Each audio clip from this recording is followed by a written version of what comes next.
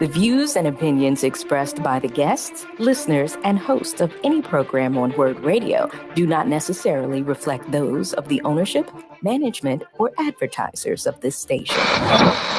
I'm simply saying that life finds a way.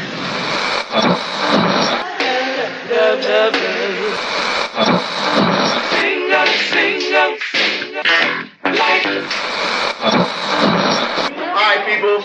Write something on the board. Let's spell it. First letter.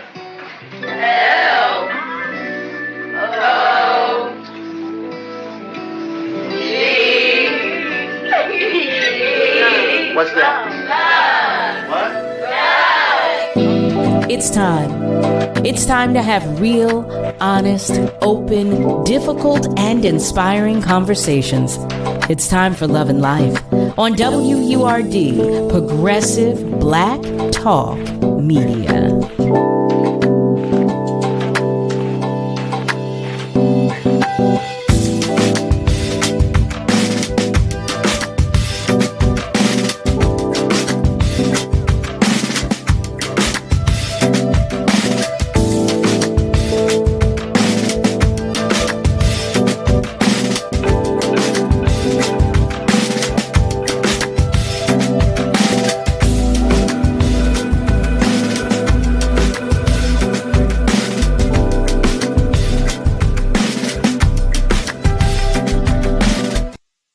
Well, hello there, family. Hello, and welcome to Love and Life on WURD, Progressive Black Talk Media, on air and online at wordradio.com. That's WURDradio.com. Today is Tuesday, June 20th. Wow.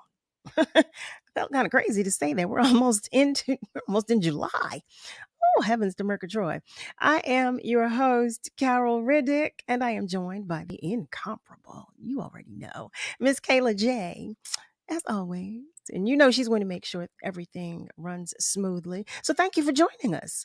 Thank you. Once again, happy Tuesday to you. So family, how are you? How you doing?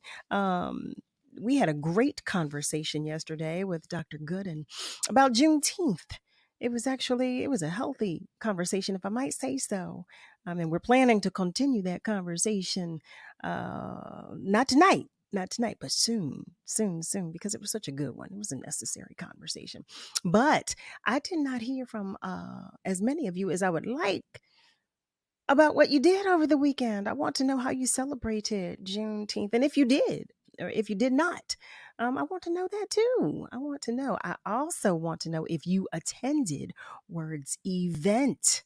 I know you did. And I want to hear all about it. You hear me? I want to hear all about it.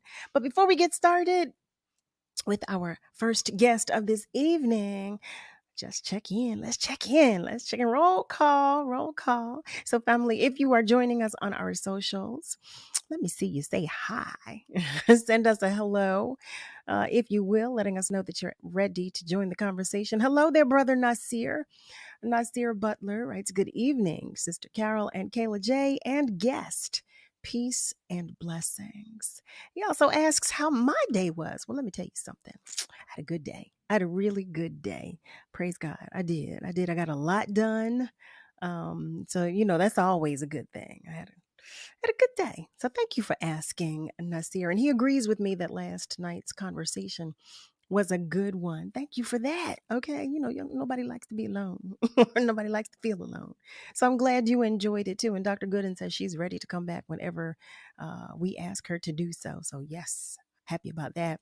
Family, listen, if you are listening to us and are not watching, I'm letting you know that we do feel your love as always. I like to tell you that because I want you to know that we feel the love that you send to us. And it is always greatly appreciated. But listen, if you want to let me know how you're doing or what's going on with you or how your day was, by the way, Nasir, how was your day? You can comment on our socials or you can even call me. And you can do that by dialing 215-634-8065, or you can call me toll free at 1-866-361-0009. 900. And to all of our, or any of our family members whose light is shining just a little bit dimly today, I want you to know that you are not alone. And I am sending you all the extra love and hugs that you can handle today. You hear me? Sending it all to you. All to you. That's right. That's right. That's right. And if today is your birthday, then happy birthday to you, because I believe everybody should be celebrated. So happy birthday to you. So, family, family, family. Oh, Miss Julie, before I move on, I have to recognize our family members that are joining the conversation. Miss Julie, hi there. She writes, I'm present and ready to join the conversation about love and life. Good evening, everyone. She shares that she's blessed with a day of progressive change. Oh, I like that, Miss Julie. Oh, yes, yes, yes. Yes, me too. Me too. Me too. So if you too are blessed with a day of progressive change, let us know. Okay, let us know. Check in, check in, check in. So, our first guest this evening, you are familiar with him. You know what today is? Today is Tuesday. So, what do we do on Tuesday? We do our tune up. It's Tuesday. It's Tune Up Tuesday. That's what I like that. That's what it's going to be. Tune Up Tuesday. And we have Dillon Swaine who stops by to make sure we are all on track, make sure we're remaining healthy and well and all of that good stuff. And for those of you who are unfamiliar, he is a widely talented fitness coach, athlete, and entrepreneur, amongst other things. And he's also the CEO and founder of his own fitness company, Swaine Train, and is here to talk with us tonight, as he does on Tuesday. So let's see what we're going to be charged with for the next week. Family, welcome, Dillon Swaine. Hi there, Dillon. How are you? Fantastic. Hey, family. Wait, wait a minute. That's the fantastic. Super You said that. fantastic. Wait, with the same energy though. You see, I'm on 1,000, but I'm always on 1,000. But you hear me? I'm like, yes. And you said, yeah, I'm fantastic. I'm super fantastic. Come on, Dillon. Come on, Dillon. Oh, you catching the stoicness in me. Yeah, Sorry. I'm just teasing. I love it. It's listen, I overstand. Okay, I do. How you doing, Carol? I'm well. You know what? I will not complain, Dillon. Today, like I said, I had it was a busy day, but praise God, I had all the energy to get through it and to it. Mm-hmm. Mm-hmm. So, I'm grateful. I got a lot done today. I God is do want good. to mention wait, let me tell you, I said that one day. There was a gentleman standing next to me, and I said, God is good. He said, good. God is great. Fried Great. chicken is good. So That's right. I had to share that because whenever somebody says that, it makes me think of that moment. And I hollered when he said that. He said, good. God is great. Fried chicken is good. I said, you are absolutely right. Before we move on with me and my shenanigans, Miss Lola is checking in as well. Hi, Miss Lola. She writes, good evening, WURD, Carol, Kayla J, and guest. She had a good weekend. Oh, I love it. She went to 2 WURD events. You know I've been waiting to hear, Miss Lola. You know I've been waiting to hear about the great time you had. She writes that she had a blast. Kayla was having a ball. Oh, Miss Kayla. Oh, Miss Kayla. Kayla was having a ball. Miss Kayla J, I want to hear all about it too. She writes the 50th hip hop event at World Cafe Live. Now she's been back to work. She's like, back to work. Well, listen, I love it. I love it. I love it. We're going to go to our phones for just one moment because we have another family member checking in. Are you still there by any chance? Yeah, hi, Cal. It's Prince Fred and hi, WURD family. Hey, How y'all doing? doing well, friendly Fred. Always great to have you here.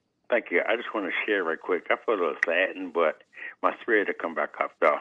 I just want to say I think about the good times, the things we used to do, the places we used to go, and everything was so mellow. It was so nice, and true love was shared, and we used to care for one another. So don't start caring for one another because there's visions of love of what will be, and there's always someone who cares. And one of the greatest things you can ever want to learn about is family. And our families teach us how to live the right way. They teach us how to solve our problems with honesty and love. They show us how to see the best in any situation that arises. And they emphasize what it means to love somebody with all their heart. And God's family plan is a matter of obedience within the relationship with God that is supremely over all. The plan and purpose of family is to prepare every individual for a creative and spirit-filled life and coming to know who we are in the family. And we are better able to give ourselves in love and service to others. God's family plan, God's rescue plan, and God designed the family. And why I felt sad, because what I'm about to say now is just that the news is full of discretionary reports, diseases, and pandemics, natural disasters, poverty and hunger, pollution and global warming, crime, violence and corruption, and wars. Clearly, we need a better world where there is perfect health, safety and security for everyone, abundance of food, a healthy environment, justice for all, and global peace.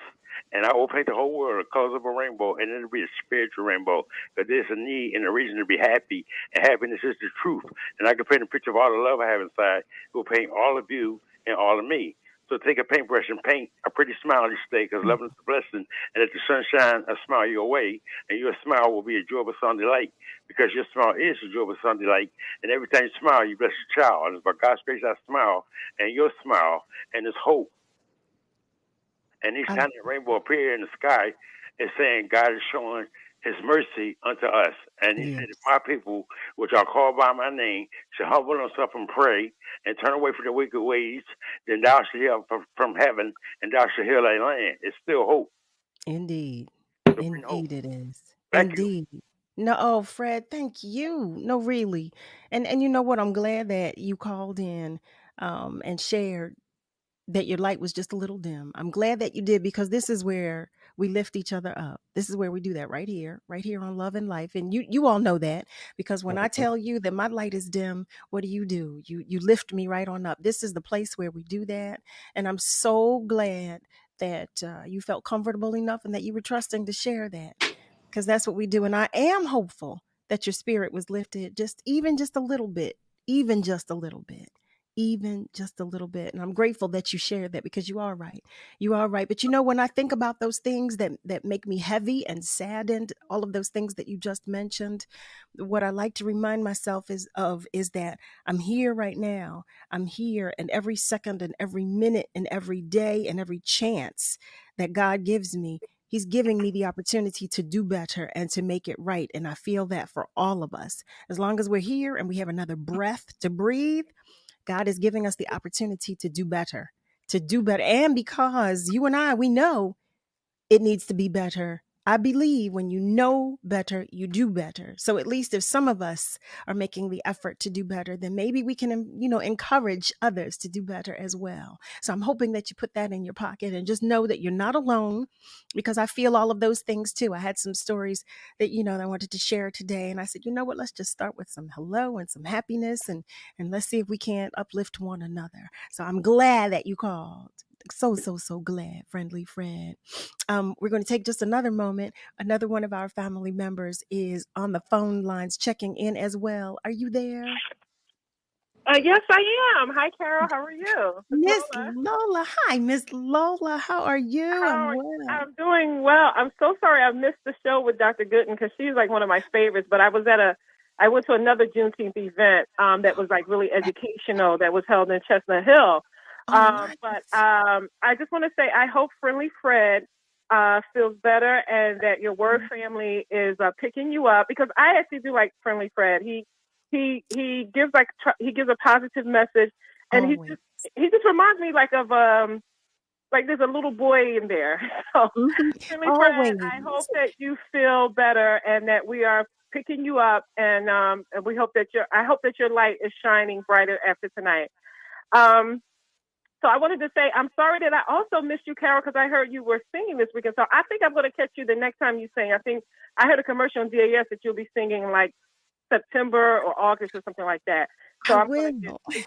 Yeah, it was on DAS. Yes, I forgot. That's right. I'll be in Philly. I forgot. Yeah, it's been advertised on DAS. Yeah. So what I wanted to say was the WURD event, because you asked, I said, let me call her before I have to finish some other stuff. It was amazing. It was at World Live Cafe. It was set up so nice. I met people, it was like one of my friends. I had went to another event before. I think Tiffany had But I just stayed for a short while. But this one I stayed and brought a friend of mine who was from out of town, and we stayed the whole time.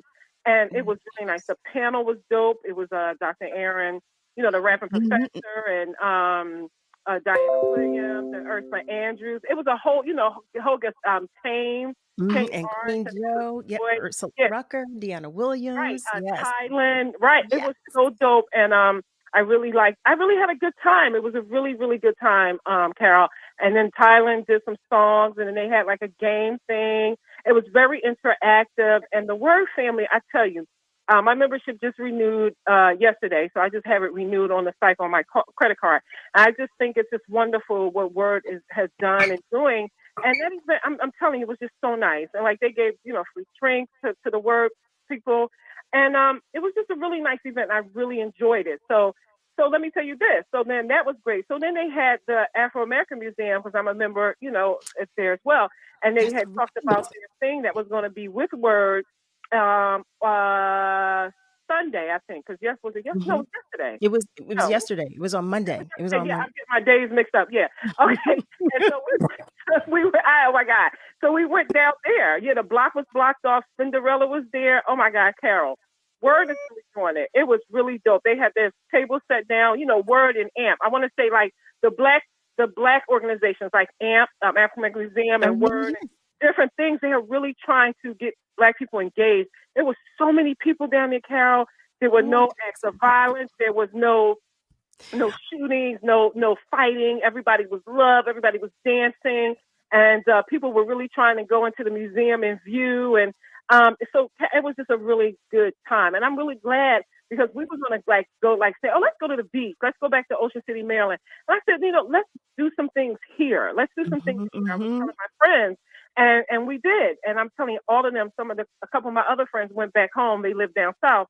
And they said they didn't even have as big events as they saw that were happening in Philadelphia. Wait, Miss Lola, if I might interrupt you, I shared that yesterday. I was sharing that I was overjoyed, because we had, as a matter of fact, we had the biggest parade that took place in West Philadelphia. It was. Oh my God! I heard. Yes, I heard. This is the biggest parade in the country. Okay, that made me feel so good. I know, right? And then the people from down south, some of my cousins and a couple people who came up since they had long weekends, they was like, we just gonna come up. They said, wow, Philly really did it. And then we went to a Chestnut Hill event that talked about the educational part. It wasn't like a party or anything. They had food and different stuff like that. But what they really went into, Carol, was like really how Black people have suffered, what we have given to this country, and what Juneteenth is really about. And then they had an interactive talk. And you took away stuff. They gave, you could buy books and different stuff of that nature. So it was like the beginning part was like a nice part at AMP. And then we ended off with an educational part. And everybody was just really focused on like what we're going to do and move forward with the community, and really taking away. And like some of us took a lot of our children in so they could see what was going on. So Carol, it was a great weekend. And I just wanted to call and let you know WURD did it and AMP did it. And then we will see you in September when you we're going to come up there and show out for you.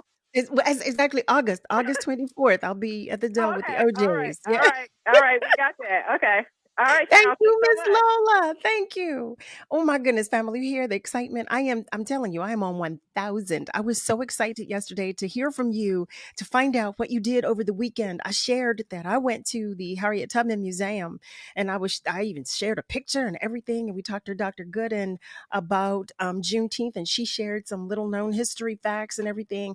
And let me tell you something. I'm still so amped that I said, okay, Dr. Gooden, will you come back and do like a Black History moment every now and again, because as you all know, I love Dr. Gooden. I tell you that all the time, but it was such an amazing conversation.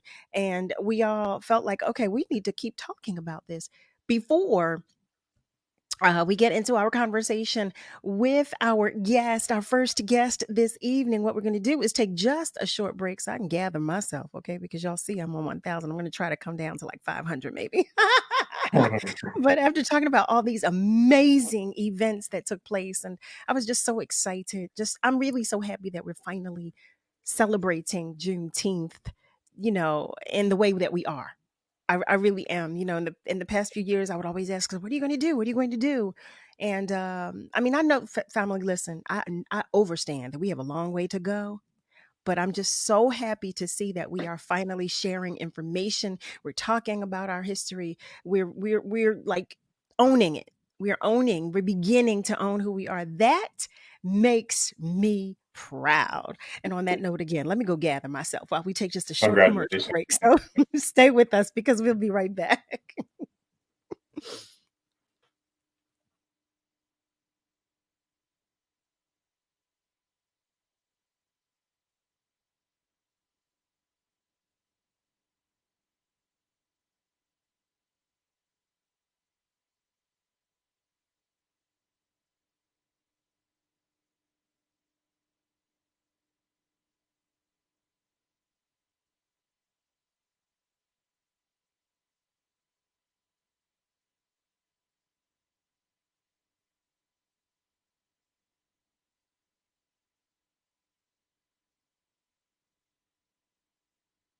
Page and type your email address under Connect with Us. You'll receive the latest information on WURD Radio, messages from our president and CEO, Sarah Lomax Reese, exclusive articles and multimedia content, and resources. Stay informed with the WURD Radio newsletter. WURD Radio is the only African-American owned and operated talk radio station in the Commonwealth of Pennsylvania and one of only 3 remaining in the country. In the past 20 years, WURD has evolved into a multimedia, multi-platform communications company that reaches deeply into the Black community through radio, events, digital, and social media. It is considered the go-to channel to engage, interact, and connect with Philadelphia's Black community. Our brand is built on the personal legacy of our founder, Walter P. Lomax Jr., MD. Dr. Lomax was a brilliant physician who established medical centers in underserved neighborhoods throughout Philadelphia to provide high-quality healthcare to Black and Brown communities for over 30 years. One of his most ambitious acquisitions was when he purchased WURD Radio. He understood the power of ownership and the power of independent media. Through WURD, he wanted to ensure that Philadelphia's Black community had the ability to speak and be heard in their own voice. We are celebrating 20 years of Black excellence. We are celebrating 20 years of progressive Black talk media. You're listening to Love and Life with Carol Riddick on WURD, Progressive Black Talk Media.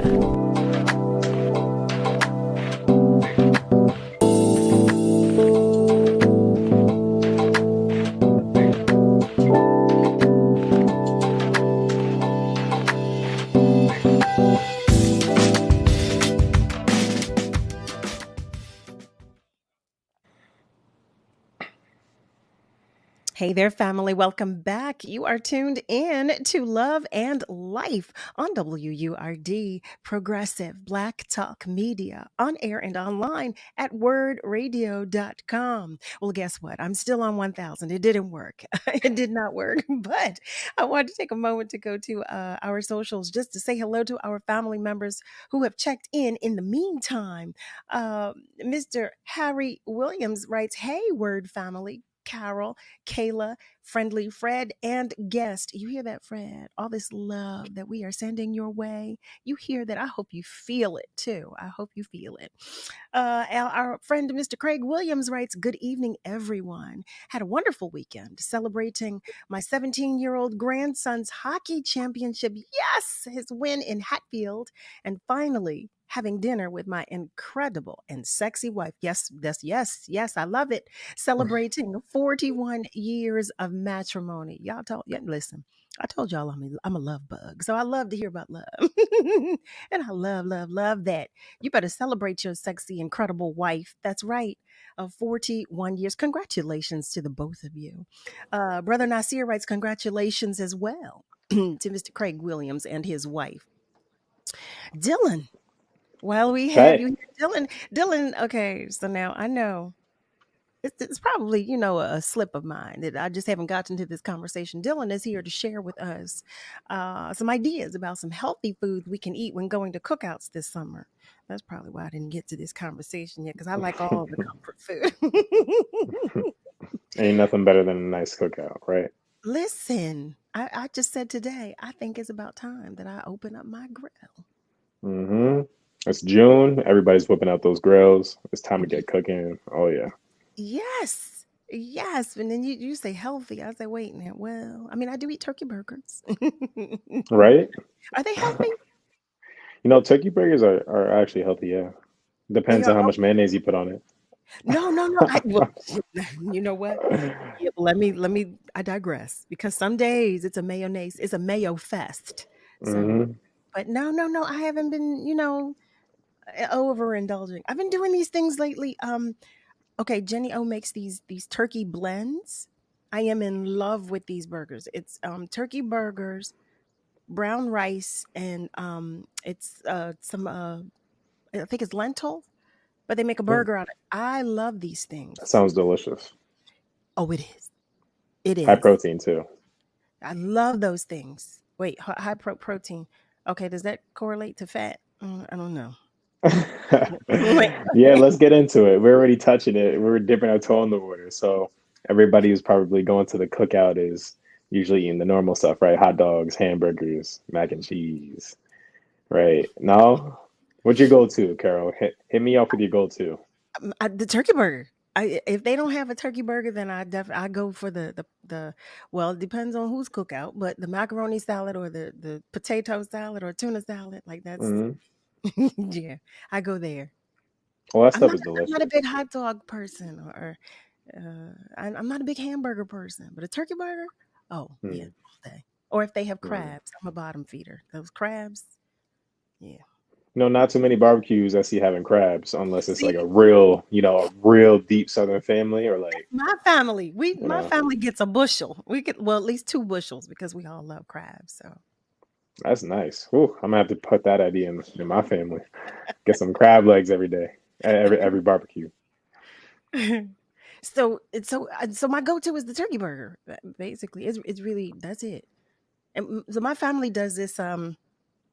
So we get multiple bushels of crab. We get crabs because we cook crabs, but we do turkey burgers. But my grandmother used to make these it was pork and beans with turkey, ground turkey, and so we call them grandma's beans because of course we all use her recipe, but Mm, that's a staple for any cookout my family has grandma's beans. that's different. So we're probably gonna be speaking on the normal, like not normal, but like the general for the general population who likes hamburgers, hot dogs, potato salads, right? You didn't have to do that to me. Let's get into it. Okay. Oh, wait, So, wait, wait. Before we do, I'm mm, sorry. Brother Nasir asks, he has a question for you. He writes, he's been ooh, drinking watermelon juice lately. Is that okay? you know, watermelon juice is delicious, but how much sugar, is sweet. So how much sugar can you actually take before it's a bad thing? So one Okay. cup of watermelon juice is pretty nice. 1 cup every day, all right. If you're having orange juice, apple juice, watermelon juice, now you're just shoving a whole bunch of sugars in your body. Although it's from fruit, at the end of the day, it's sugar. It's a simple sugar. So, so what would be It's a like great thing to use. it's a great thing, but Yeah, just be mindful of how much he's drinking. Is that exactly. Right. okay? Okay. Well, I always stick to the standard of 1 cup of juice a day, and that can be the orange juice in the morning because it gives you that nice little, that sweet feeling, Mhm. that vitamin boost, right? But Okay. watermelon is actually mostly water. Just so it lets you know, there's not much vitamins in watermelon. So it's mostly water and sugar. Huh. Hmm. Okay. Well, look at that. It's Carries mostly less vitamin C than an orange juice, right? well. See, I'm learning. Listen, I'm learning these things. Hmm. I'm learning. Hmm. Okay. So let's go to the well. Since you've thrown me under the bus, what would the normal Oh cookout no. foods be? What would that be? What should we be eating at the cookout? Right. So let's get into the meat and the high protein stuff first. I always say start off with your proteins with whatever meal you're going to eat because that's what's going to keep muscle in your body. That's what's going to keep fat low. It's going to make sure you feel satisfied for the long term.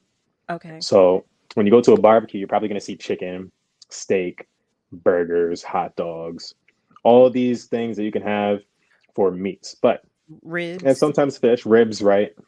What else do you kind of see at barbecues? Well, we do salmon. Salmon. Well, you did say fish. You already said fish. Help me, family, help me, because Dillon is saying that my family's cookouts are bougie. So what Mm. what? Hey, invite me. That's all I gotta say. Bring me to that crab legs. So what do you typically have at your cookouts, family, so we can get an idea of what to eat and what not to eat, so Dillon can let us know. Mm-hmm. In the meantime, our family member, Ms. Joanne, is joining us. She writes, "Good evening, Carol, Word family, guests, and listeners. Peace and love." Good evening, Ms. Joanne. So we're talking about the cookout. We're talking about some healthy choices at the cookout. So okay, let me ask you this. I was talking about the macaroni salads and the potato salads and are they good choices? Are they Oh, some of them are good, some of them aren't. But I'll okay? let you know right now, that's the third choice. Second choice you're gonna put on your plate is veggies. Yeah, I didn't say You that gotta wrong. get the veggies in, Not I too didn't many people mention not bring one veggies to a vegetable. workout. I mean, to a cookout. I didn't mention one vegetable yet, did I?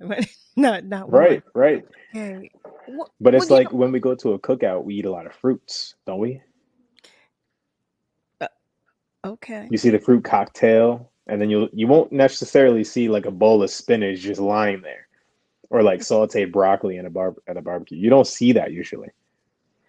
No, you don't. No, you don't. How about that? Well, I used to make a broccoli salad, but I stopped because there's a lot of like mayo and stuff.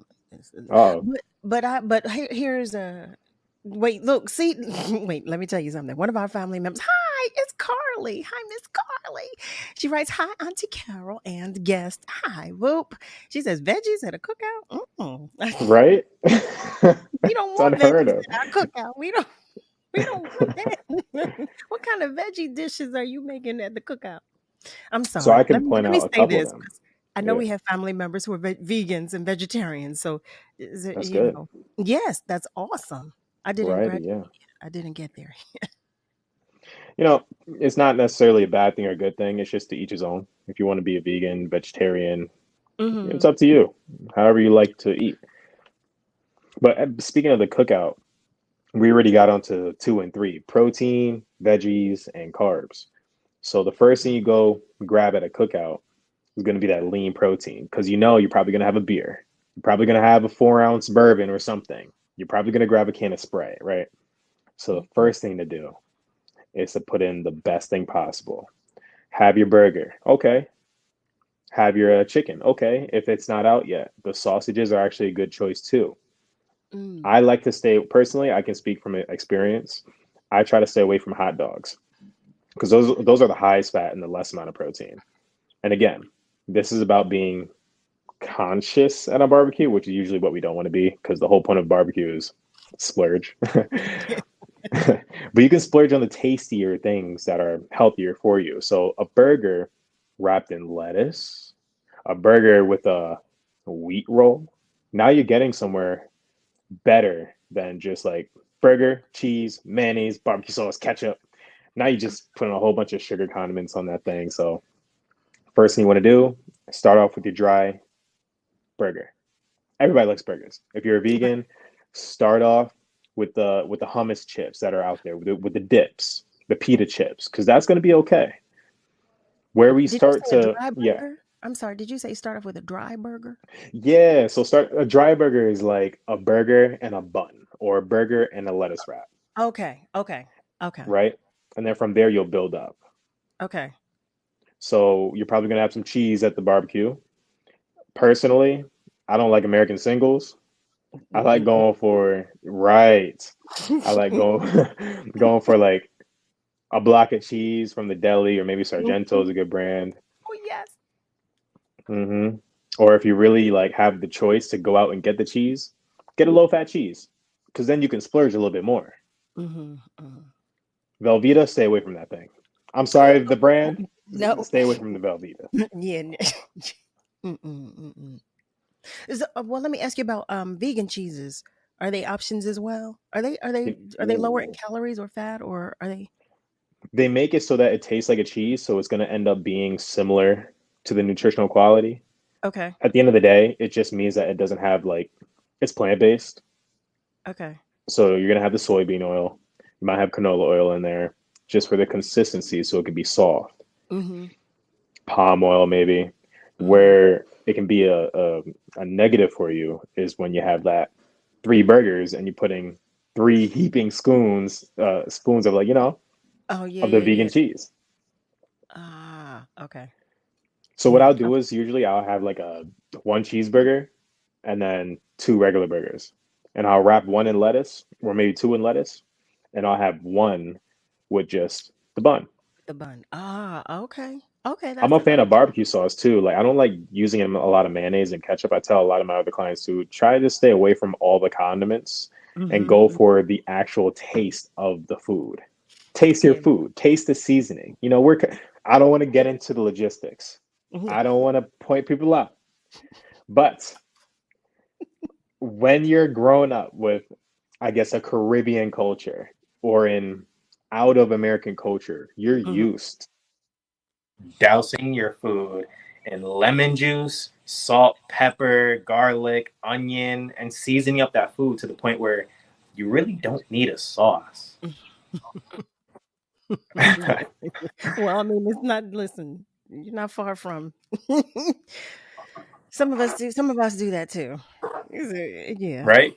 But we can get Mm-hmm. onto the chicken, the fish, all that is great. Where people really mess up on the barbecue is the store-bought stuff. Maybe if somebody brought in like potato salads from the store, or the potatoes, or the pasta, the anti-pasta, right? People love anti-pasta. But when they make it from the store, you don't know what's in there. Most potato salads have sugar in them. They'll put teaspoons or tablespoons of sugar to offset the taste. Okay. You ever had potato salad that tastes sweet?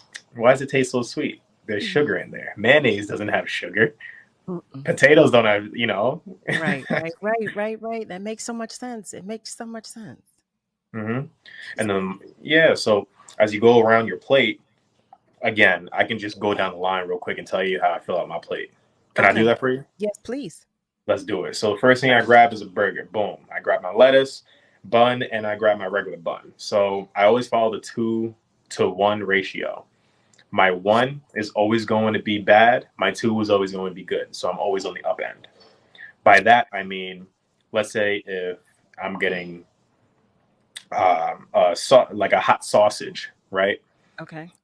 I'm going to get a regular hot sausage and just have that. And 2 of those. But then my third one, I eat a lot, by the way, so you can reduce this how you want. But I always follow that 1-to-2 ratio. If I'm getting 3 things, 2 of them will be good, 1 of them will be bad. So 1 hot dog, or I guess hot sausage, will be just onions, peppers, condiments, just taste.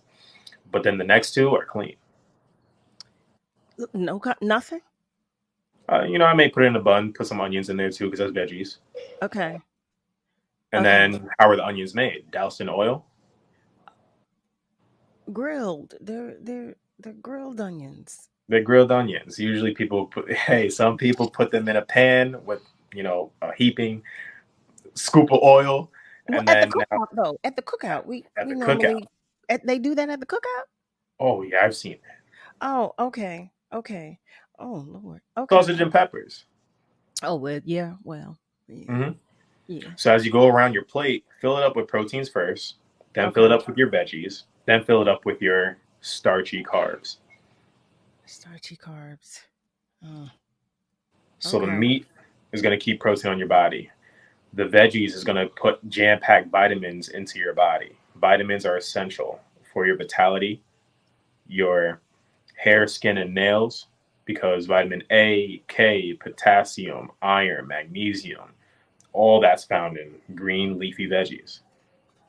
But if you end up having no veggies and just high protein, high fat, and then sauce, sugar, and then carbs, you're just going to walk out of the barbecue feeling good, but then you're just going to be feeling bad tomorrow. Feeling like, hey, I need to go hit the gym. Right.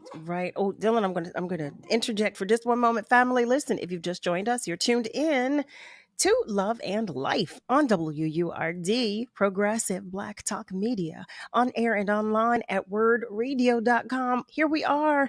This is our Tuesday tune-up, and DILLON SWAINE is here to tune us up, and he's talking about some healthy options or some suggestions, some healthy suggestions for the cookout, because here we are in that season. I just talked about sparking up my grill. So what we're going to do right now, though, is take a short break, and when we come back, Dillon is going to keep getting us together. Okay, so stay with us because we will be right back.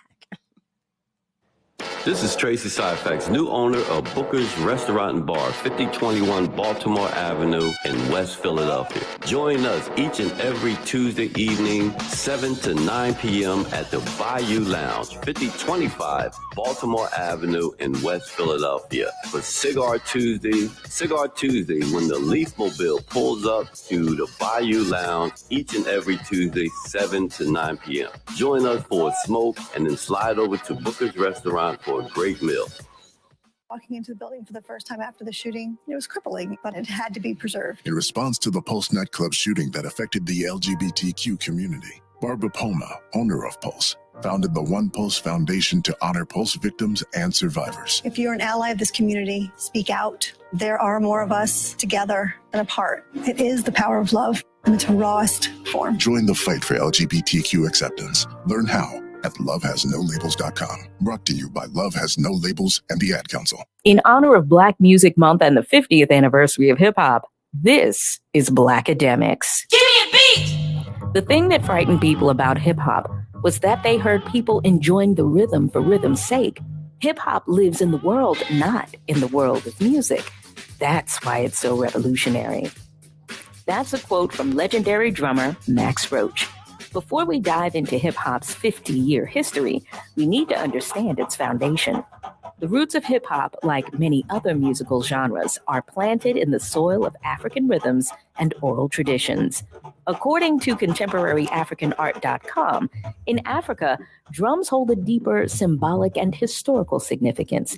They herald political and social events. They are used as an alarm or call to arms, stirring up emotion for battle and war. Drums are about communication. For centuries, the talking drums were a primary source of communication between tribes, used to transmit messages, sometimes across great distances. When Africans were enslaved in America, the drum continued to be an important form of communication across great distances. These rhythms still speak to us today. They praise the music. This time they play the lyrics. Legendary drummer Max Roach. So the term rap music is not applicable to where they are because they deal with the spoken word. The fact that they have that rhythm going on attracts people, so everybody is now become part of the dance community. So somebody said it's rap music. But actually, it's the art of the spoken word. It's what they're dealing with. And the stories they tell, they talk about their life in our community today. This Black Music Month vignette was brought to you by the NAA Male Wellness Agency, WXBN Artists to Watch podcast, PICO, the Pennsylvania Lottery, Keystone First, Possagen, and Comcast.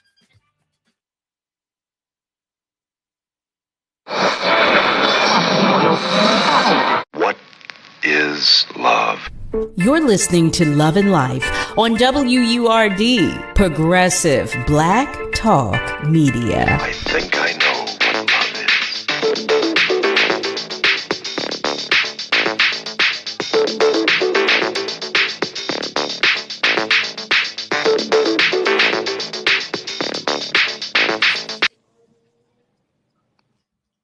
Well, hello there, family, and welcome back. You are tuned in to Love and Life on WURD, Progressive Black Talk Media, on air and online at wordradio.com. We are talking with none other than Dillon Swaine. It's our Tuesday tune-up, and he's here talking with us about some healthy options at the cookouts because, you already know, I know you all are sparking up your grill because I'm planning to spark up mine.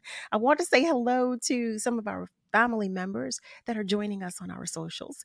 Tim Robinson, hey there. He writes, hello, Ms. Riddick. And Raphael is joining us. Hi there, Raphael. He writes, good evening. So glad you all could join the conversation too and could join us. Listen, if you have a question for Dillon, because he's only here with us a few more minutes, feel free to call him at 215-634-8065, or you can call toll free at 1-866-361-0900. Okay, Dillon, so we've got our protein, we've got our vegetables, and you were talking about the carbs. Like, are you going to make a suggestion to us about how much of the carbs we should eat? Or Oh yeah, okay, I thought that. I got you. Mainly everything you find is gonna be carbs anyway, so let's get into it. Mac and cheese, rice and peas, anti-pasta, all the pastas, all that's gonna be nice to grab at the barbecue. If you've already filled up on hot dogs and hamburgers, wait for tomorrow. Don't just put them all in at the same time. But if you already stayed away from the hot dogs, awesome. We're on to carbs. If you already stayed from all the bread at the beginning, great. We're on to the mac and cheese.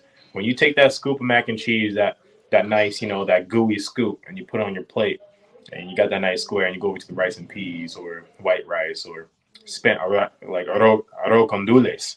I can go all over the place with this. Oh, yes. Put all that plate, and you'll realize, okay, this is a good hearty plate. I'm ready to eat. But you may look at a plate, half of it is just carbs, half of it is just protein. Well, a little bit is just protein, and you may feel like you want to go back to eat. So the portion sizing of this is going to be standard for if you're going to eat something at home, on the street, anywhere on this planet and eternally. The proteins, the carb size you would like to have, you ought to have, would be 2 fistfuls of carbs. Usually, whenever somebody's trying to cut down on carbs, they'll just cut it out completely. I don't recommend doing that because that just limits how much limits what you're going to eat, and it limits how satisfied you're going to feel. It limits your happy feeling. Okay. And you can actually reduce body fat, increase muscle. You can stay healthy by following the serving size of 2 fistfuls. I have one question for you. So when we're talking about one meal at this cookout, okay, so is that the fistful for that one meal, or however many meals you might have during the course of that day at the cookout? Right. Every time you eat a meal, 2 fistfuls of carbs. Okay. Every time you eat a meal, I always go 2 palmfuls of protein and then 2 handfuls of veggies, because you can get more in a handful than you can get in a fist because you're closing your fist. Okay.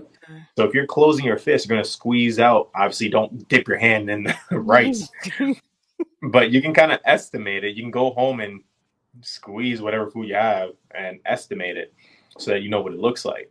And Sure. it will pop. Yeah, it'll pop up to around like maybe a scoop and a half is usually what that would be. 1 full scoop and a half. Oh, Lord.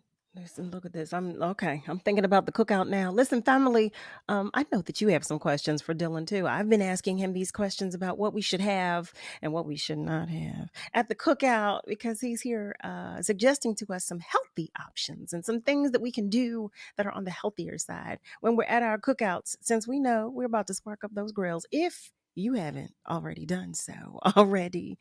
So if you have some questions, feel free, or comments even, feel free to share them.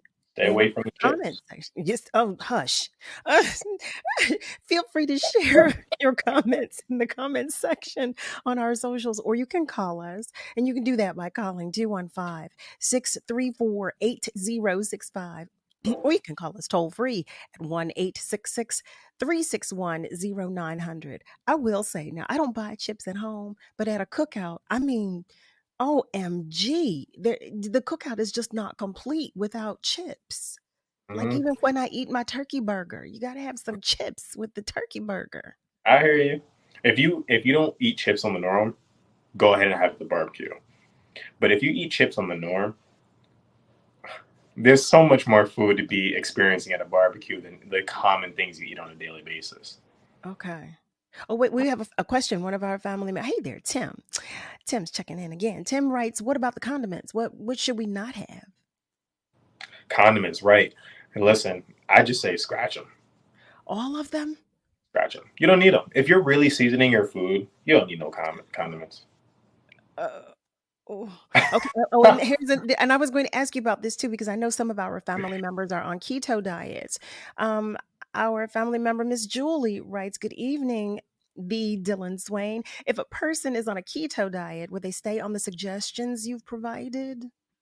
Keto diet. So I actually don't recommend diets at all. But if you are on a keto diet, that means high fat, high protein, zero carbs.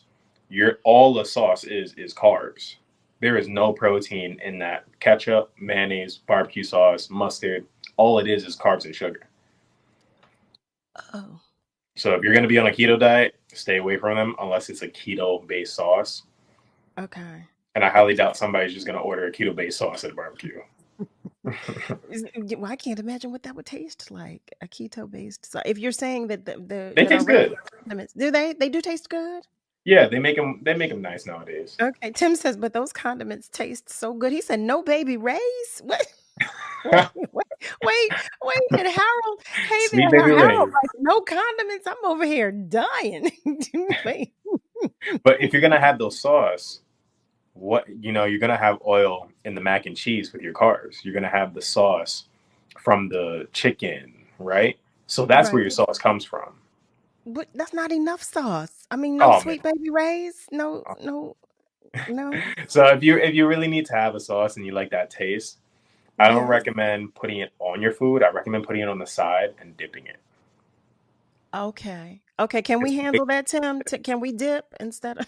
We can't cook it with the food. I thought you would use less of the sauce if you cook the food with it. No, you dip it. Well, think of it like McDonald's. They give you one sauce per 20 nuggets, right? So it's like if you do that, you're gonna be set. McDonald's. Wait, okay. If you go, okay. You shouldn't be going to McDonald's though. Well, okay, they give you one sauce per 20. Yeah, they're vicious. Any place you go to with a sauce, they're vicious with it. Oh, they ration it. He said that's not real food. Wait. Okay, so for our keto family members, what would you suggest? You said protein and there's no carbs whatsoever. So it's just keto's gonna be no carbs anyways. Yeah. Okay, so what would the so that would be a burger with no bread. So it would be a burger wrapped in lettuce. Boom. With no condiments. Right. Heavens to Murgatroyd. Now, if that was the burger that was homemade, now I'm coming from a place where we home make everything. We usually don't store buy things and then just throw it on the grill. But if you're gonna store buy a hamburger and throw it on the grill, all right, if you need a little bit of taste, salt and pepper. But if you still need a little bit of sweetness, put some barbecue sauce on the side of your plate and dip it as you eat. Okay. Because if you put it on the burger, you're just gonna, just douse it. This is true. This is true. This is true. Everybody's gonna have an oozing like sugar. It's just gonna be delicious. It's going to be dripping and it's going to be delicious. Yes, it is. Right. Yes, it is. So do you exclude, Miss Lily asks, hi, Miss Lily, by the way. Miss Lily asks, so do you exclude relish from the potato salad? Very good question. If you like to put relish in your potato salad, you might as well just get the pickle, chop it up, and just put it in there. What about sweet relish?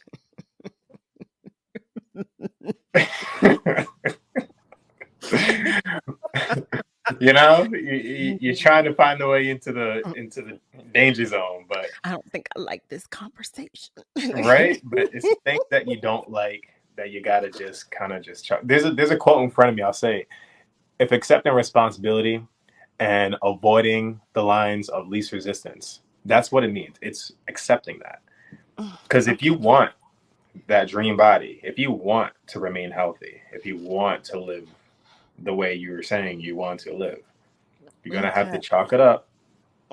Just try it out a couple times. Well, listen, Tim writes that he has not grown up yet. Well, neither have I, Tim. Okay. Oh. So Ms. Julie writes charcoal foods are too well done and they're without any nutrients. Are they burnt out if too well done from the grill? Are the nutrients burned out if they're too well done from the grill? Good question. Yeah. Yeah. Okay. Yeah, that would, yeah. So But we have not, to do not away with necessarily. this. Oh, I'm sorry. No, you're good. Not necessarily. I mean, if it's a burnt burger, I hope you're not eating burnt burgers. But if it is grilled and it's charred on both sides, you still have like a 3 or 2 inch patty to munch into. You're good. Trust me, you're good. Oh, heavens to Murgatroyd. Now we're getting into tiny specifications. Yeah. Well, yeah, this is good stuff. I mean, like I said, we're all about to spark up our grills, and we need to know if we're trying, we want to know at least what the beginning of the road is, especially if we don't just dive in. We want to know. You're already telling me that I have to do away with sweet relish. I mean, come on. Or homemade.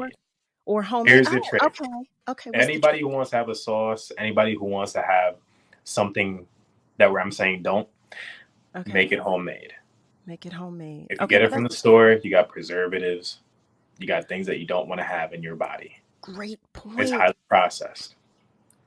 All right. That's a great point. Okay, family, here we are. Make your own Sweet Baby Ray's. Ooh, I like it. The Dillon Swaine giving us suggestions about what we can do to eat better at our cookouts. Robert Williams, right? What is a refreshing drink besides Kool-Aid? Robert, I'm going to beat you for that one. Okay. I'm going to beat you. Okay. That's a good question. Going to beat you. What we have to do right now, though, is take a commercial break.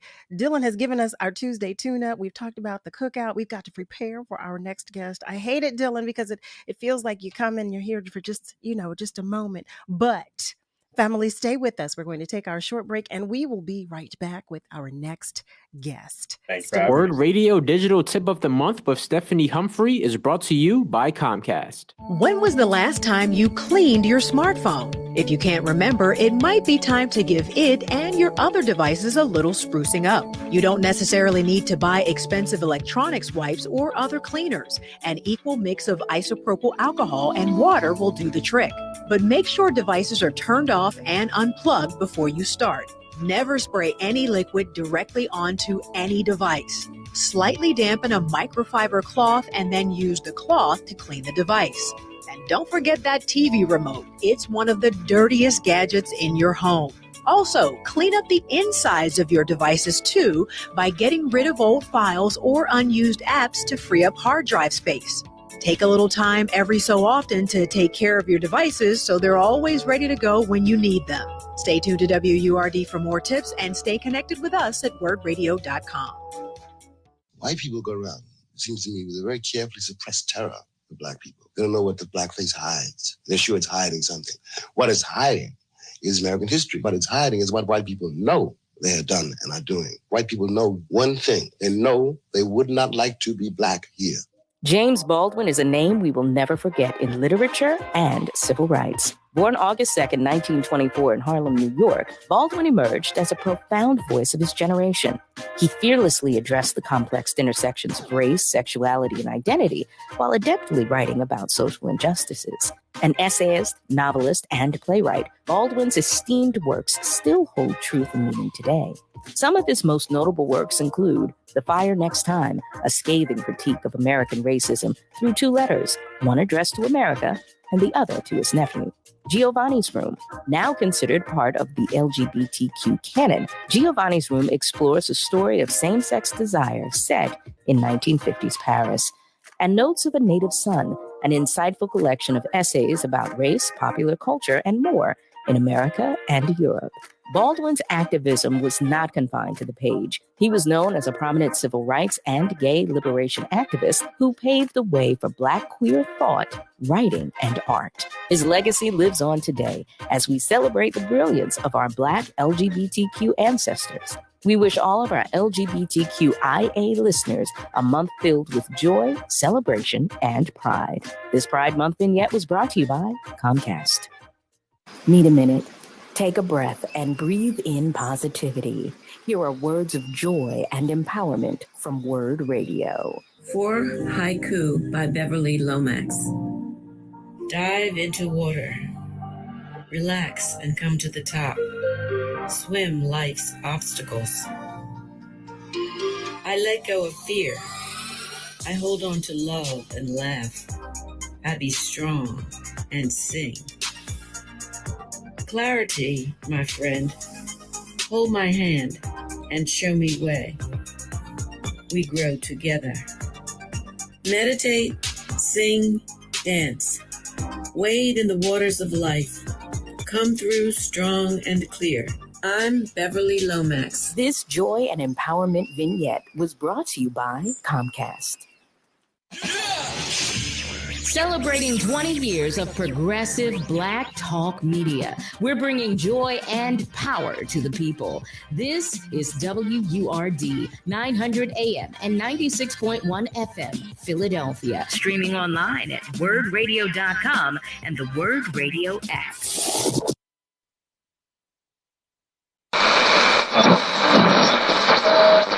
Let me tell you something, and don't you ever forget it. That success is nothing without someone you love to share it with. You're listening to Love and Life with Carol Riddick on WURD, Progressive Black Talk Media.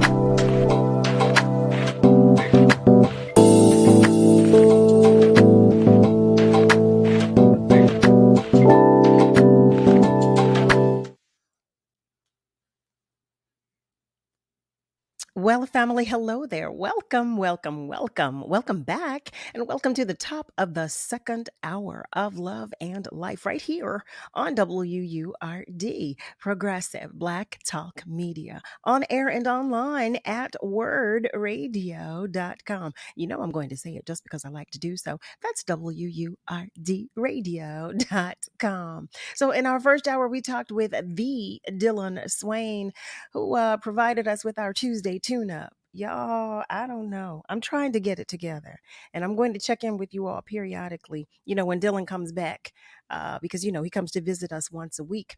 I'm going to check in to see how you're doing, because I don't know. I love my little sweet relish, but I mean, he was right. He was right. I've got to get it together. I've got to start doing, making some more things at home. I want to take a moment to go to our socials before I introduce you to our next guest. Robert, I don't know what the refreshing drink would be besides Kool-Aid. I'm going to beat you, like I said, for that one, that refreshing drink, Kool-Aid. Ms. Lily shared that she sincerely appreciates the valuable Eat to Live information that Dylan shared with us. Me too, Miss Lily. As much as I joke, y'all know, family, y'all know. You know me and my shenanigans by now. As much as I joke, I do so appreciate it, and I am trying to do better. Ms. Joanne, hi there, Ms. Joanne. She's joining us. And she writes, I do get pickles and chop them up as well. She writes, as long as you read the ingredients in relish and all of the other items, such as all of the chemicals they put in it, it just isn't good for us. You are so right. Y'all, listen, I'm trying to do better. Okay, pray for me, because I'm trying. But some of that stuff tastes so good, and it's a shame. Nothing but chemicals. All right, I digress. In any event, I'm anxious for you to meet our next guest. Our next guest is the founder of BWG Business Solutions, an award-winning DEI consultancy designed to help organizations create cultures built on equity. She's collaborated with Google, Amazon, Yale University, PBS, Nordstrom, H&M, PayPal, Venmo, amongst many others, okay? She's the author of 2 best-selling books, Dirty Diversity and The Pink Elephant. And she is a senior contributing writer for Forbes, having authored nearly 400 articles. In 2022, she was recognized as one of LinkedIn's top voices in racial equity. And this year, 2023, she was recognized by Gusto as one of the 25 top workplace experts to follow. She's a two-time TEDx speaker and the host of the Dirty Diversity podcast, where she discusses all things diversity, equity, and inclusion. And she's here to talk with us. So, family, I invite you to meet Dr. Janice Gassam Asarỳ. Hello there, beautiful. Hi, Carol. You said my name perfectly. Okay. Oftentimes people have trouble with it. You read the bio perfectly. So thank you so much for having me on the show. I'm so excited to be here with you. I'm so glad to know that. Listen, I'm such a stickler for that. I need to know. Because you want to be represented properly, correctly, and well, right? Like to get my name right. Yes. This is the introduction. So I'm glad, so happy to have you here. I mean, really, everything that I just shared about you when I first learned of you, I was so excited. I said, please, can we talk with her? Can we please talk with her? You're an amazing human being. Amazing. Thank you. Thank you so much. I'm so excited to be here with you and with the listeners. So, family, I always invite you to the conversation.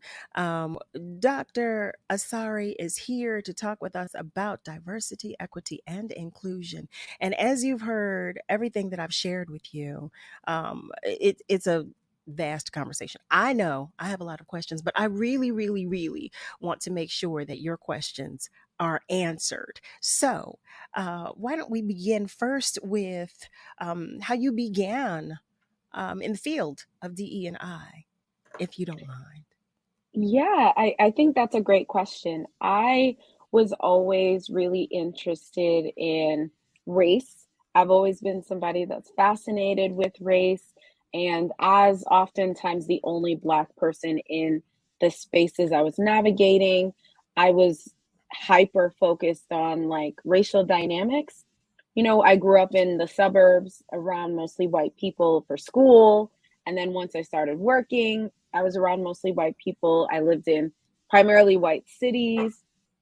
And so I think I've always really been fascinated with race, and my parents having immigrated to the United States from Cameroon also made me really fascinated with my place and my identity and the othering that I saw my parents experiencing as both being immigrants and being Black. And so I think that was really the catalyst to me wanting to study workplace equity, because my dad taught at a number of HBCUs. He loved being a professor, and just seeing the discrimination that he experienced when he started teaching at predominantly white institutions just really fascinated me. My mom was also a teacher who experienced a lot of racism. So I think that they were really the catalyst to my DEI journey, or me going into this space. I cannot begin to imagine being educators, as you were saying, and first of all, I've had experience, in that realm, but I cannot begin to imagine what they experienced, on their level. I cannot begin to imagine that, and how it affected you growing up, witnessing, living through this, living with it, and watching your parents navigate and deal with it. So I certainly understand how you said, okay, yeah, I need to do something about that. Yeah, and what's really interesting, Carol, is I think what I've learned is like the universality of anti-Blackness, and how it doesn't matter what country you grow up in as being one of the few Black people, right? You could be in Europe, in South America, in the United States, and anti-Blackness seems to be a universal experience. So I think that even when I speak with people who are outside of the US, their experiences mirror ours here in the US. So I think that also is really interesting to me, and made me really want to try to figure out, how can we spend so much time at work? How do we make our experiences at work the most fulfilling as possible? So I'm curious to know, from your experience, what would you say is the most common of the issues that a lot of the workplaces have when it comes to making the environments more equitable for people of color? I would say it's probably three issues that I often see. Sometimes it's like all of these three, sometimes it's only one. But I would say most companies that I work with have an issue with finding and getting racial diversity in their pipeline, right? So they might not be able to get, quote unquote, find enough qualified, quote unquote, Black employees. So that's a very pervasive issue, regardless of what industry you go into. It's interesting because I've worked with a number of different industries. I live in the New York City area, and I worked with a costume design union in New York City, and I never really thought about the racial makeup of costume designers, but it's mostly white. And so in nearly every industry and field, you have this issue where there is a lack of racial diversity. We see it in the NFL, and it's why they created the Rooney Rule so that they could get more head coaches that are non-white. And so I think that part of the issue that I see, the first issue is a lack of racial diversity. So not being able to hire people from underrepresented racial groups, and then it's the retention piece. So once we're in the workplace, it's keeping us, right? Because a lot of these tech companies have diversity reports that they've come out with. And what's really interesting is they'll be excited about the amount of quote unquote racial diversity they have, but I'm always curious about how many of those employees are staying year after year, because I would guess that many of these employees, especially those at more senior levels in the organizations, aren't staying for long, right? Because a lot of the environments in the workplace aren't conducive to helping us grow and thrive. So that's the second issue, is the retention piece.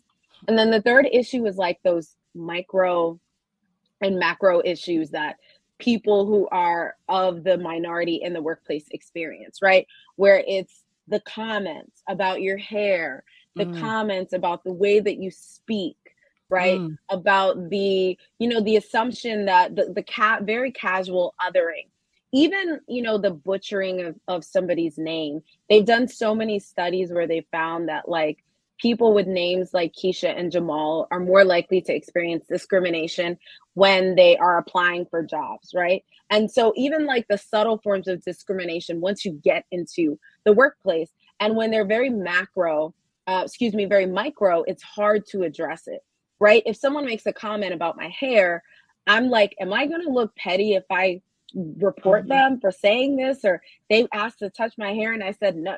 It's like you, as a non-white employee, especially as a Black employee, you feel like you have to pick and choose your battles.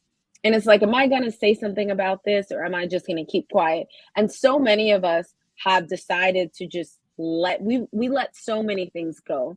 But I think the microaggressions is the third issue, because it's like paper cuts, where it's like one microaggression is not the end of the world, but over time it builds up and has a more long-term impact. Oh, absolutely. As you were speaking, when you began speaking about it, I was thinking one of our family members, Miss Lola, she mentioned the other day, we were talking about the I-95 incident. Now, family, stay with me, because I'm going to bring this full circle. But you were talking about the lack of diversity. She was talking about, we just had a major incident here, I-95. And she said, well, I don't see any men of color. I don't see any people of color working. We have this emergency situation, and there's not one person of color that she saw. Well, let me tell you something.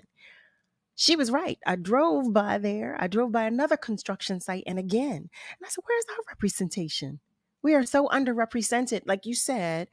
So first it's, hiring us and then maintaining us. So, but it wasn't even something I thought to look for until it was brought to my attention. So Miss Lola, thank you for that. But now as you're talking about it, it's making me think of, I'm starting to look more in other areas. And it's crazy to me, because you just, you go about and you don't think about it. But yeah, we don't. Yes. Exactly. Even the urban planners and the people that design the cities, right? My brother studied architecture, and he's one of the few Black people in the space, right? And even in his architecture program. So it's like, when you're thinking about how to design a city, you're not designing the city with people like us in mind. And it doesn't seem like a big deal until you see the way that so many neighborhoods are structured and designed in ways that aren't equitable or inclusive to people that look like us. So it's like every single industries we wouldn't even think about. And there's so many impacts of just the people that are creating the things that we use every day don't look like us. And so how does that affect our experience when we're using those things? We've gotten so used to it. I hate to say that because I don't want that to be our truth and reality, but we have gotten so used to it. I have another question, but I do want to make sure that I acknowledge our family members' comments. And Miss Lily writes that she agrees with you in regard to the universal anti-Black phenomenon. Our family member Nika Wilds writes, the microaggressions are repetitive and continual until the people of color are impacted or say or do something. If that's even possible, like you said, is it worth the battle? And you're so right about that. Is it worth the battle?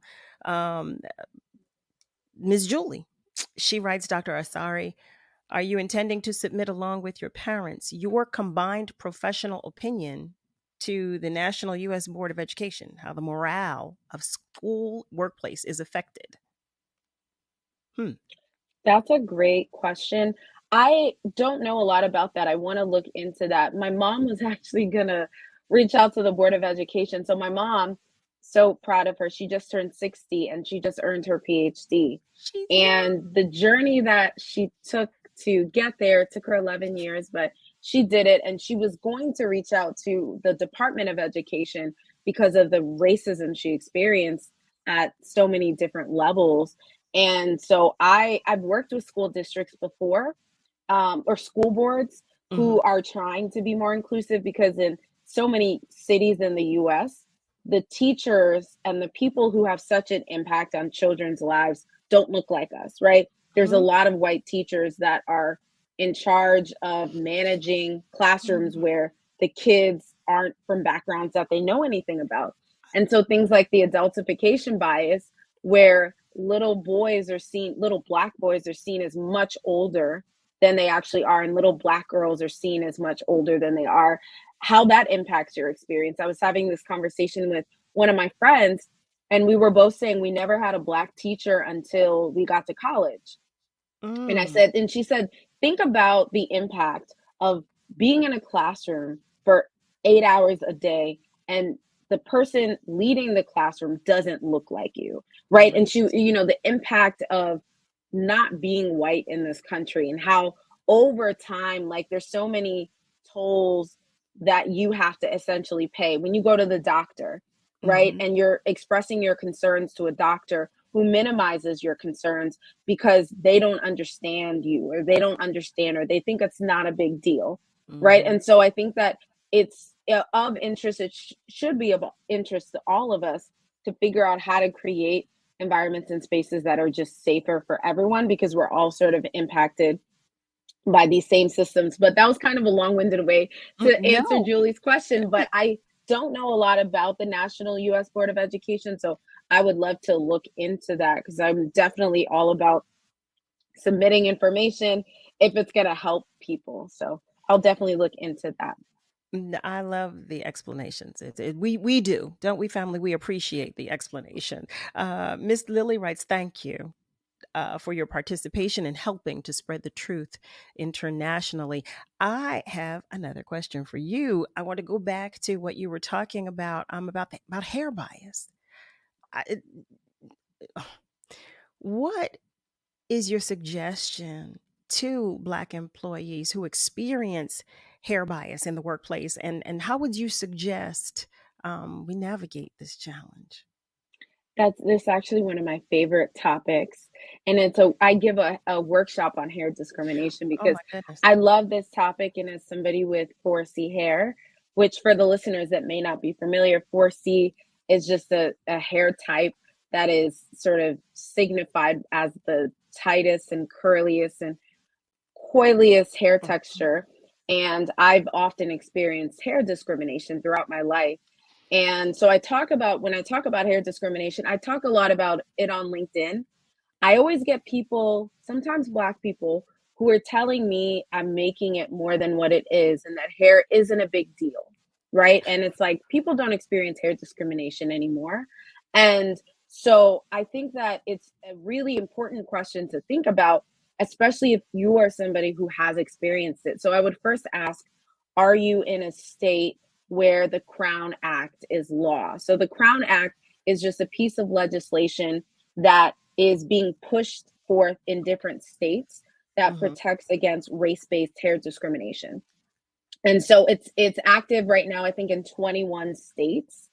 And Texas just signed it into law, and I think it goes into effect sometime this fall. But in the rest of the almost 30 states in the US, if you go there and your employer tells you you can't wear crochet locks, or you can't have jumbo braids, or you can't wear your afro, you don't have as much of a leg to stand on as if you're in a state where it's protected, right? So I would say first is figuring out, and you can just find that out by going to the Crown Act website. If you just put in your search bar, the Crown Act, it'll pop up. But I would say, are you in a state where it's law? If you're not in a state where it's law, I would really assess the situation and say, are you being asked to change your hairstyle? Right? Which for a lot of Black women, that's the case, where I've done this before, where when I'm applying to a job, I have straight hair. And after I get the job, then I feel like I can kind of let my hair down, literally and figuratively, and I kind of switch it up. But are you being asked to change your hair? Is there a job specific or job related reason why wearing your hair out would impact your ability to do your job? So there's been like legal cases where I think at an amusement park, they asked a cook they told a cook that he had to cut off his dreadlocks. And I think it was a religious discrimination case, because he might have been Rastafarian and was explaining the spiritual significance of his locks. But in a lot of cases, they've tried to make the argument that long hair or locks is somehow like unsanitary, or is whatever the case may be. But I would say, is it a job related reason? I would also say, is this a job that you want to continue to work at? And for many of us, we don't have the luxury of saying, I'm going to wear my hair and I don't care if they fire me, right? And so unfortunately, if you're in a state where the Crown Act isn't law and you need that job, which all of us need to work to survive, to live, you might have to give way and you might have to change your hairstyle. But if this happens in the hiring process, I know employers are smart enough not to say, they're not going to make comments on your hair. But if it happens during the hiring process and you have some sort of like documented evidence or proof of it, then I think you would have more of a case than if it's something that is being forced on you. There's so many cases. There was a woman, Brittany Noble Jones was a newscaster who was wearing hair extensions. If I can interrupt one moment. I'm so sorry. Because we do have to take a commercial break. And I was like, wait. Sure. No. Family, stay with us, because we are going to continue this story when we come back. Stay right there.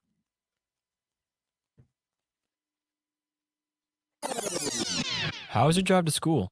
Let me tell you, I had to get my iced coffee first. I just can't seem to put it down. My favorite rapper just announced a tour. My phone was buzzing like crazy. I'm so excited. I had to text all my friends right then to talk about it. Then someone started calling me and... Let's try that again. I turned my phone off right away. I never drive distracted. Visit StopTextStopWrecks.org. A message brought to you by the National Highway Traffic Safety Administration, Project Yellow Light, and the Ad Council. This is the story of a very special woman. In a matter of seconds, she turned herself into a great mathematician or an entrepreneur. Her knowledge was limitless and still is. She could also make monsters disappear, especially those that lurked in the shadows under the bed.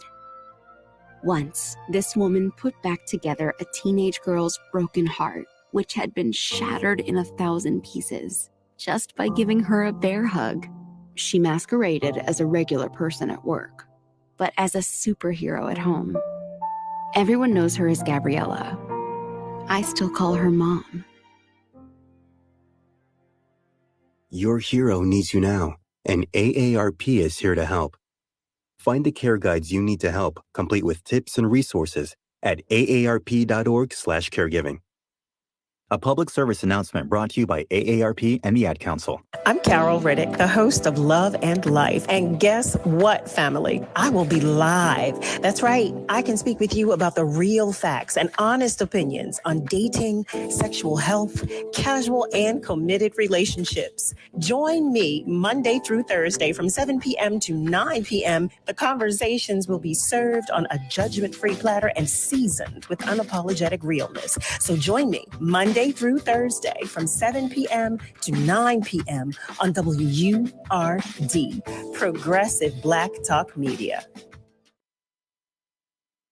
You're listening to Love and Life with Carol Riddick on WURD, Progressive Black Talk Media.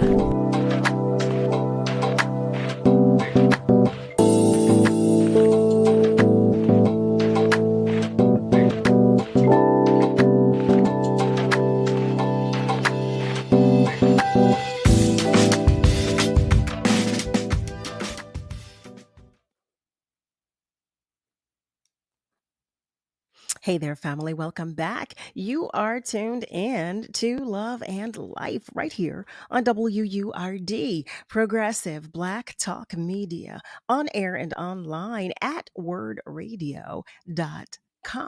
We are talking with Dr. Asarỳ, and we are talking about diversity, equity, and inclusion. And before the break, she was sharing a story with us, and I'm so sorry that I had to interrupt, but I had to do so just really quickly. But if you wouldn't mind continuing the story for us, you were speaking of a newscaster. You were sharing a story with us about a newscaster. Yeah, I actually, the break gave me an opportunity to make sure I got her name correctly, and so it all worked out perfectly. But there was a newscaster named Brittany Noble Jones, who was wearing hair extensions to her newscasting job. She was on air, and at some point she felt like the hair extensions were causing her damage. So she wanted to wear her natural hair out. She started wearing it out, and her employer tried to urge her to change it back to the way that it was. And when she refused to, I think they might have written her up and said, maybe she wasn't complying with work policy, but she was eventually fired from her job. And so I don't know if she lived in a state where at the time that it happened, I don't believe that the Crown Act was legislation yet, because this was a few years ago. So it's, there's so many instances of Black people, Black women specifically, who've been asked to change their hairstyle. So I would say, I always tell people this: if you feel like the environment is one in which you have to change your hairstyle to start working there, I would really say, is that somewhere you want to work in the first place? Right. But I also recognize that we don't always have the luxury of showing up to work as our full and authentic selves. So that's also something that we have to grapple with. But I would say, if you're somebody that has experienced hair discrimination, first of all, finding out if you're in a state where the Crown Act is law is important. And if not, there are ways you could try to get around it, but it's much more difficult. So I would say, thinking about whether you want to change your hairstyle, whether you're okay with it, whether you want to keep pushing back, whether you're okay if they let you go or if they fire you, and the sort of blowback that can come from that. So. Oh, heavens to Murgatroyd. And so I have so many questions for you, but I was sharing family members. I would like for you to ask your questions. And I believe some of our family members are on our phone lines waiting to join the conversation. So are you still there? I'm still here. It's Leslie. How are you this Hi, Miss evening? Leslie. I am well, thank you. Hi, Leslie. Again, another fantastic show, fantastic topic. I swear, you live long enough, you hit a lot of you check a lot of boxes off. It's interesting. Your guest tonight. Thank you so much for coming on and bringing this your perspective on this piece right here. It's interesting. You talked about, because I made a list here. I got a list, Carol. That's what we do. Number one, I want to take it back, for just give this a little context. I'm from Philadelphia. I went to private school. I was the only Black student, not Black girl, Black student in my grade from 4th through 8th grade, right? That's number one. So I'm going to give you that the context. Interestingly enough, though, my mother actually was an urban planner here in Philadelphia, and she was a part of the, this is crazy, part of the airport, the original airport expansion many, many, many moons ago before probably both of y'all were born. But so that's an interesting piece right there where you're talking about, inclusion, diversity, getting involved, getting into a mix that is not really represented by us. So it was interesting. And so back to my school piece, I did not have a Black teacher until my senior year in high school. Then I transferred to another private school. And he really, it is, I can't even, I'm so excited to speak about him. It's Mr. Woods. Hey, Mr. Woods, if you're listening. Anyway, he really, really just gave me such a confidence. He was my history teacher. And I just want to give you this little anecdote on that. Our final was, 4 essay questions.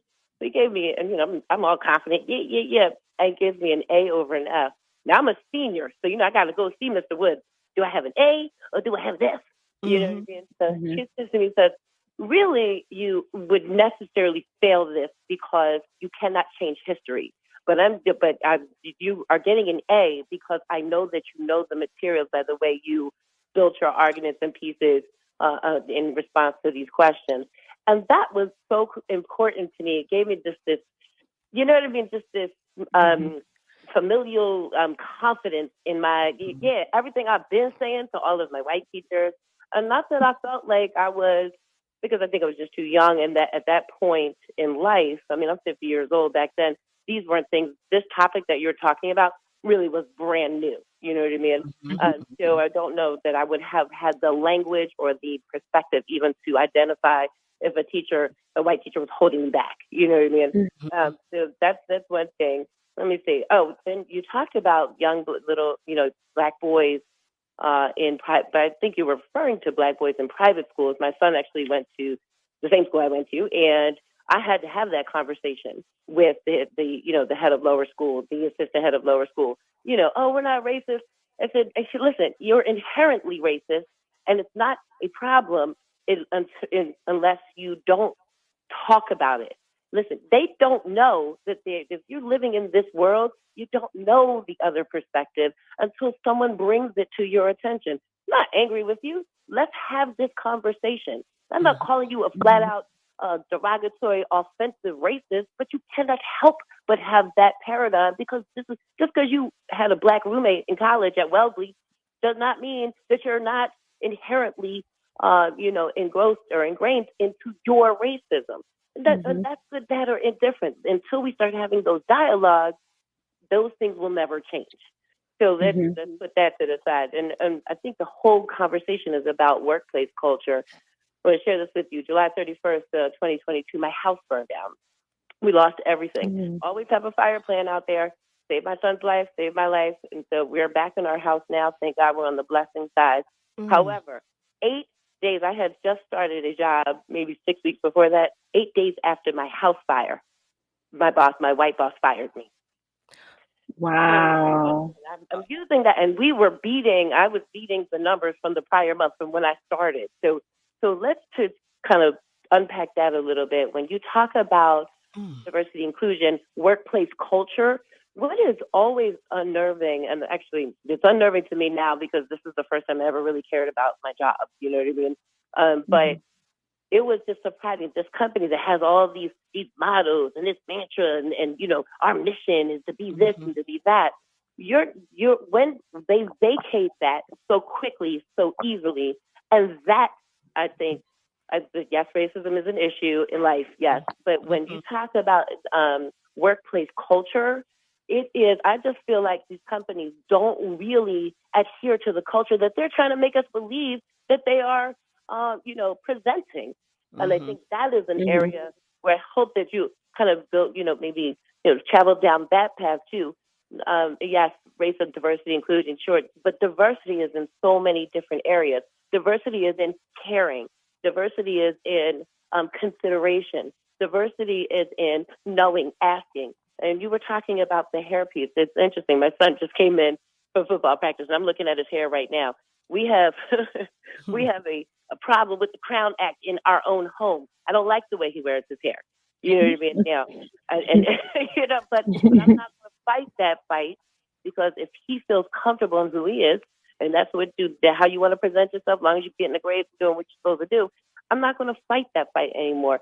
However, I will tell you, and I'm a wig wearer. I'm not a weave wearer, but I love me some wigs. I throw a wig on in 1 second. My hair is natural. I cut it myself. I color it myself, whatever the case may be. I don't mind answering those questions. And that probably goes back to my time as being the only Black student in my grade. You know, it's like, listen, ask me questions. I love to be novel. Yep, it is me. Hey, you had a lot of practice with it. No doubt. And that's probably a good part of it too. But when you're good and grown, I might have a different experience with that. You know, because I did not. If I may full circle on that note. Sure. One of the things too, it comes back to families again. All of the things that you talk about, Carol, that I listen to you every day. You know what I mean? And I just can't call all the time. No, or maybe I do call all the time. But I feel like, it comes back to families, you know what I mean, and how we instill and institute pride in ourselves and in our children, and how our children can continue to be proud of themselves in the face of everything. Because all these things, they're not going to change tomorrow until we start having real discussions about racism, diversity and inclusion.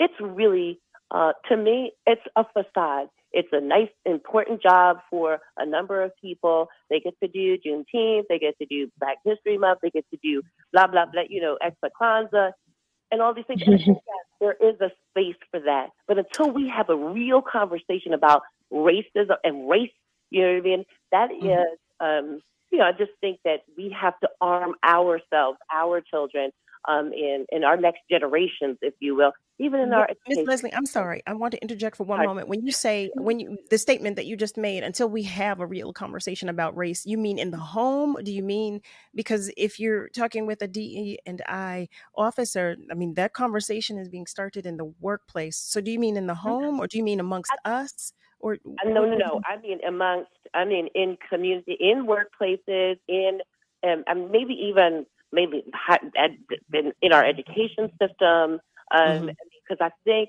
once you get, you're in the workplace, people are still afraid. You know what I'm saying? Yeah, I agree, Leslie. I think people aren't having the conversation in the workplace. As someone who does this work, there are DEI topics that people are more comfortable with, like gender, like, neurodiversity. But when you talk about race, and more specifically anti-Blackness and whiteness and white supremacy, people aren't trying to have those conversations. Or just your whiteness, my Blackness, white and Black. See, that's what I meant when I said, I had this, I put it out there. I went to GA, my son went to GA. I had this conversation. He had an infraction. He's a good boy. Yeah, my baby. But the same infraction his white counterpart has. This was in the 4th grade. And he's one of those guys. My son is one of those. Everybody wants to be with him. Everybody wants to be next to him, right? And so, he never really had the language when he was young to tell you to leave me alone. You know what I'm saying? I just want to be by myself today. Anyway, they have the same infraction for which my son actually had to eat lunch in the office. Now, in the school, the way it's set up, the office is this glass enclosed, and they had him eating right there in basically the lobby of the office, if you will. And everyone has to walk by the office to get to the lunchroom. So when Kelby told me this, I was like, hold up.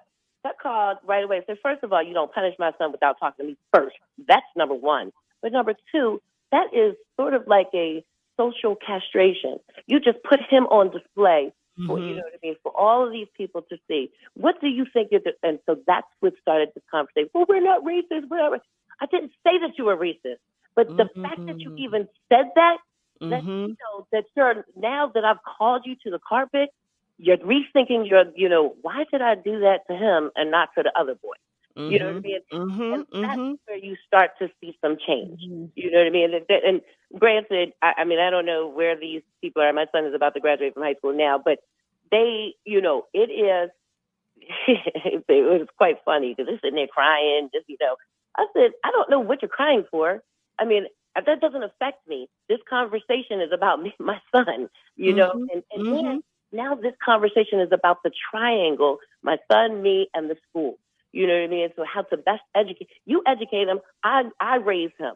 Right, But right. you have to understand, and if we don't start to advocate this, you know, different things, they won't be able to see themselves outside of their own lens. You're right. That's the conversation I'm talking about. You're so right. You know what, Miss Leslie? I'm going to interject right the now. mic, No, because I love it when you call. You know I love our conversations, family. But if you have just joined us, you're tuned in to Love and Life on WURD, Progressive Black Talk Media, on air and online at wordradio.com. We are talking with Dr. Asarỳ, and we're talking about diversity, equity, inclusion. And when we come back, we're going to go back to our phone lines, but I also want to talk about white centering, because that is basically what we were talking about in that conversation there. So when we come back, Dr. Asarỳ is going to talk with us about that as well. We're going to go to the phone lines when we come back, though. So stay with us because we are coming right back. June is LGBTQIA Pride Month. Pride Month began as a way to honor the 1969 uprising in Manhattan. On June 28, 1969, the NYPD raided the Stonewall Inn, a gay bar in Greenwich Village. The officers forced the patrons out of the establishment and onto the street. The gay community, frustrated from the sustained harassment by the police, sparked a 3-day riot. This incident was the tipping point for the gay liberation movement. This month, those who identify as LGBTQIA, lesbian, gay, bisexual, transgender, queer, intersex, and asexual, celebrate being who they are. Let's continue to create safe spaces for this community to work and to live. This Pride Month vignette was brought to you by Comcast. Hey, son, how are you feeling? I'm fine, Pops. What's on your mind? I can't explain it. Navigating without a compass, eyes waiting, started to wonder. Metamorphosis, loss of who you thought you was. When your kid can't find the language, help them find the lyrics. Listen to the Sound It Out album and get tips and tools to start a conversation at sounditouttogether.org. Brought to you by Ad Council and Pivotal Ventures. WURD Radio is the only African-American owned and operated talk radio station in the Commonwealth of Pennsylvania and one of only 3 remaining in the country. In the past 20 years, WURD has evolved into a multimedia, multi-platform communications company that reaches deeply into the Black community through radio, events, digital, and social media. It is considered the go-to channel to engage, interact, and connect with Philadelphia's Black community. Our brand is built on the personal legacy of our founder, Walter P. Lomax Jr., MD. Dr. Lomax was a brilliant physician who established medical centers in underserved neighborhoods throughout Philadelphia to provide high-quality healthcare to Black and Brown communities for over 30 years. One of his most ambitious acquisitions was when he purchased WURD Radio. He understood the power of ownership and the power of independent media. Through WURD, he wanted to ensure that Philadelphia's Black community had the ability to speak and be heard in their own voice. We are celebrating 20 years of Black excellence. We are celebrating 20 years of progressive Black talk media.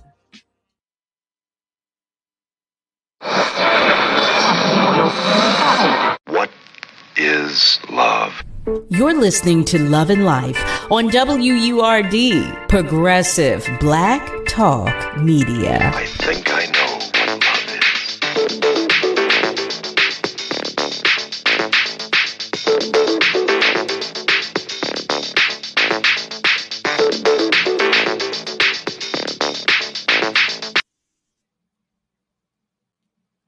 Hey there, family. Welcome back. We are back. You're tuned in to Love and Life on WURD, Progressive Black Talk Media, on air and online at wordradio.com. You know I'm going to say it just because I like to do so. That's WURDradio.com. We are talking with Dr. Asarỳ. And I'm looking at the time. I know we have just a few minutes left. So I want to make sure you are well aware of how you can learn more about Dr. Asarỳ, who she is, what she does, and how you can support. I have included her website on, I sent the link on Facebook. I've included it on Facebook. And what I'm going to do is put it right here at the bottom of the screen for those of you who are watching and looking on Facebook so you can see it. I'll leave it there for a few moments so you can see and you can write it down. But for those who are listening, would you please, Dr. Asarỳ, would you please share how everyone can find you online and on your socials? Yeah, I'm Janice Gassam Asarỳ on all the platforms. So I'm on LinkedIn the most, but I'm also on Instagram, and I'm trying to get more into TikTok and all of that. I'm also on YouTube. So Janice Gassam Asarỳ, and my website is drjanicegassam.com. And that is DRJANICEGASSAM.com. Thank you. You're welcome. No, thank you. Thank you. I'm telling you, I was so happy to have you join us. So I want to go back to what Miss Leslie brought to the table. We were talking about white centering. Would you talk with us a little bit about that, please? Well, let me say this, because I so wanted to talk about your books, Dirty Diversity and The Pink Elephant, and we've not had that conversation, and we have just a few minutes left. So if you could just really quickly talk about white centering and then share with us about your books before we close. Yeah, as Miss Leslie was talking, I was thinking this is like why I wrote the book, because she said we're not having these conversations, and I think she's absolutely right. As in the workplace, we're not talking about this. So I have a book coming out in October called Decentering Whiteness in the Workplace, and every time I've told somebody the title, they have like a look on their face like, sorry, decentering what?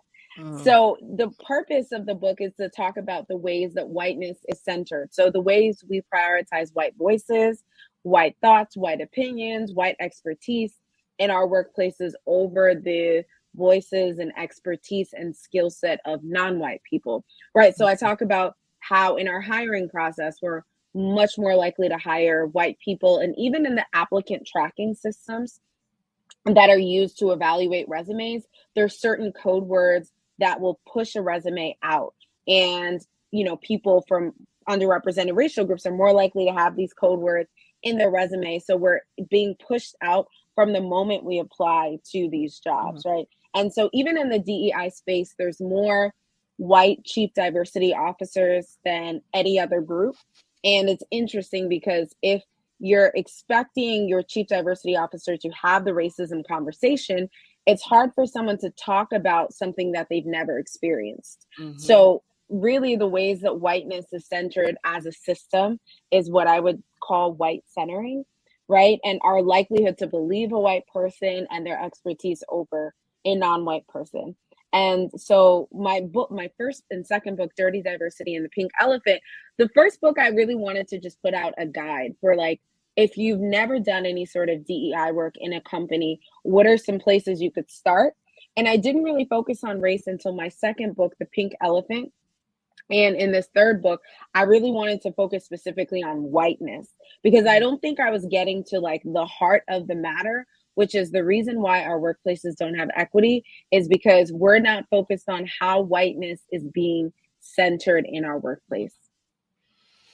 Thank you so much for that. Thank you so much for that. I believe we have about 3 minutes for a caller. If you are still there, are you still with us? Yes, I am. Thank you for staying with us. How are you today? I am wonderful. Can I share a lovable moment? This is the love show. Before I ask the good doctor a quick question. If you can do so in one minute, because yeah, I'm going to do it in 30 seconds. Oh, I love it. Okay. If you were a black person in this country, you better have enjoyed the last 3-4 weeks, because Juneteenth, all the things that we did to lift up Juneteenth, especially in this city, and I hear all across, the country, things would happen. it was something for us to be very, very, very, very proud, and the consciousness of all of it to make us better at what we are doing in terms of dealing with all the racism and all the other negative stuff that's coming out of at us. So I wanted to say that. And I want to say very quickly, Doctor, when you, I have a lot of great-grands, and I'll be watching these stories, all the cartoons and things that come on in the morning, and I am so peeved about all the characters and everything is white. Everything. And the babies, everything is white. I mean, why can't these folks just see that there are other people in this world other than just one kind of person? So I just wanted to ask that question. Yeah, I'll say really quickly because I know we have to run. Thank you so much for calling in. But what's interesting is even in children's books, there's more animals in children's books than there are non-white people. So they'd rather have children reading about bears and lions and tigers than seeing people that look like them. And I think the reason is because the people that are creating these books and these cartoons don't look like us. Family. Oh, thank you so much, Brother Tyrone, for calling. And thank you to all Thank of you, our Tyrone. callers.